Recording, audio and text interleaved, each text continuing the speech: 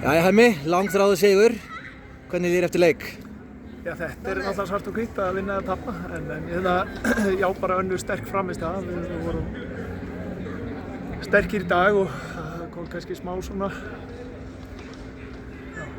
stress á okkur eða eitthvað þegar við komumst í 2-1 að fara að verja stöðuna aðeins, en framan að það voru margir stórkostlegir spilkaflar og bara í maður sá það menni leið vel inn á vellinum og það var bara hungur í mannskapnum og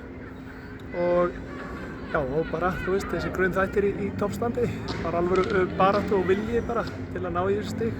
Einmitt, nú segirðu önnur góð frammistaða, myndirðu segja að þetta verið betri frammistaða en á móti Þór?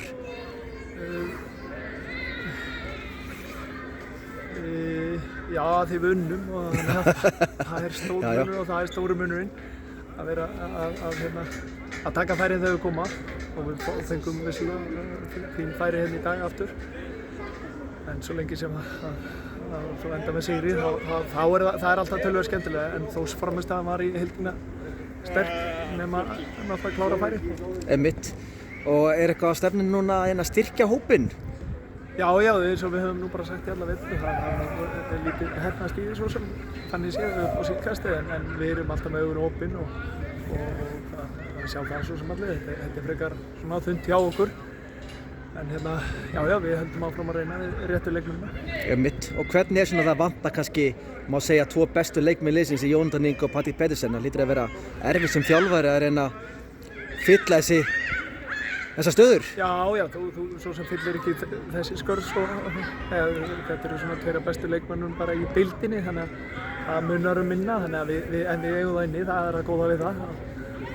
En takk eins og hjá öllum öðrum, takk maður í mannstað, en við söknum við þeirra, það var geggjað að hafa á, en við vitum að þeir koma, þannig að bara hvenær. Akkurat, er sérstök tilfinning að spila móti IBVF? Já, þjálfa móti IBVF, ætli að segja?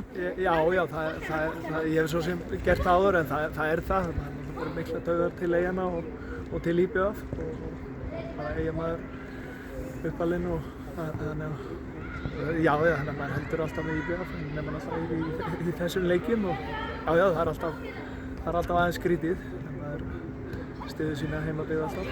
Einmitt, en svona með við 2 góða frammistöður eins og þú lýsir, þá væntanlega horfirðu björtum augum á restina af tímabilinu? Já, við gerum það.